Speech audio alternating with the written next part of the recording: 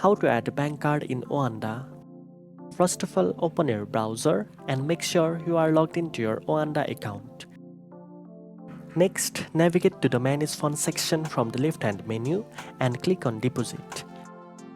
Inside this section, you will find a drop-down under Select a Payment Method. From the list, choose Debit or Credit Card or Bank Account as your payment option.